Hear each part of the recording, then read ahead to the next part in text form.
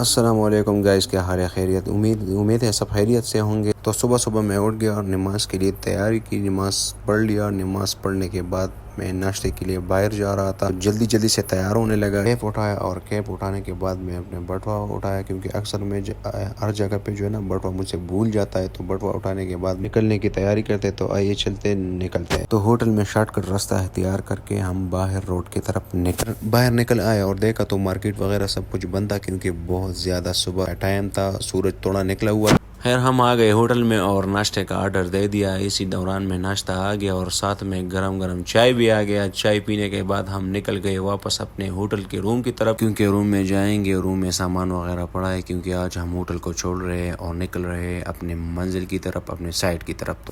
تو ہم آ گئے اپنے روم میں، اور روم میں جیسے ہی آ گئے تو ہم نے اٹھایا بیگ اور بیگ تیار کرنے لگا، کیونکہ ہمارا سارا جو سامان تھا وہ بکھرا پڑا ہوا تھا۔ سامان سمیٹا، اب نکلتے ہیں۔ اچھا جی، تو ابھی ہم نے اپنے منزل کی طرف، کیونکہ ہمارے ڈیوٹی کا ٹائم ہے، تو ابھی ہم ڈیوٹی کے لیے، تو ہمارے ساتھ ولاگ دیتے ہیں۔ اور ہاں، ولاگ دیکھنے سے پہلے آپ ہمارے چینل کو سبسکرائب کریں، کیونکہ میں نے ابھی بھی یوٹیوب شروع کیا ہوا ہے، تو انشاءاللہ مجھے امید ہے آپ لوگ مجھے سپورٹ دو گے، جتنے بھی سوشل میڈیا کے بندے ہیں انشاءاللہ مجھے سپورٹ کریں۔ تو باہر نکل گئے اور رکشہ پکڑ لیا، رکشے میں بیٹھ کر ہم سیدھا نکل گئے اڈے کی طرف، اور بس والے کو کال کر کے بس آ گیا، اور جیسے ہی بس آ گیا ہم بس میں بیٹھ گئے، اور بس میں بیٹھتے ہی مجھے نیند آ گئی۔ اور میں جب بھی بس میں بیٹھ جاتا ہوں تو مجھے نیند بہت زیادہ آ جاتی ہے، کیونکہ پتہ نہیں کیا بھی۔ ہم نے اپنا سفر جاری رکھا اور راستے میں ہمیں نظر آئی بہت زیادہ بڑی مشینری جو جا رہی تھی کمپنی کی طرف، کیونکہ جہاں ہماری کمپنی ہے وہ بہت زیادہ کام، نماز کا ٹائم بھی قریب تھا، تو اسی وجہ سے بس والے نے کہا ہم نماز کے لیے رکیں گے۔ تو نماز پڑھنے کے لیے ہم رک گئے ہوٹل میں، اور مجھے بھوک بھی بہت زیادہ کی، تو میں نے اٹھایا اپنے لیے کچھ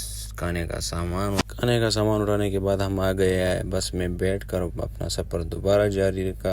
کرتے ہمارا منزل بھی قریب تھا، ہم ڈرائیور نے آواز دیا کہ اپنے آپ کو تیار رکھو، تو جلدی سے ہم نے اٹھایا اپنے بیگ اٹھاتے ہمارا منزل پہنچ گیا، اور ہمیں ادھر ہی اتار دیا چوک میں، اور میں نے اپنے ڈرائیور کو کال کر کے میری گاڑی میرے پیچھے آ گئی اور گاڑی میں ہم بیٹھ گئے، اور ڈرائیور صاحب نے جو ہے نا حال چال پوچھ لیا۔ اس کے بعد ہم اس سے باتیں کرنے لگے، حال چال پوچھنے کی۔ گاڑی میں بیٹھنے کے بعد اب نکلتے ہیں اپنے کیمپ کی طرف، جہاں ہمارے رہائش ہے۔ اچھا جی، تو ابھی ہم پہنچ گئے نپنی بلوچستان، ابھی ہم جا رہے ہیں اپنے کیمپ کی طرف۔ تو یہاں تک تھا ہمارا ولاگ، اور اگر ولاگ آپ لوگوں کو پسند آیا تو لائک کرو، فالو کرو، سبسکرائب کرو اور شیئر کرنا نہ بھولے۔ Thank you.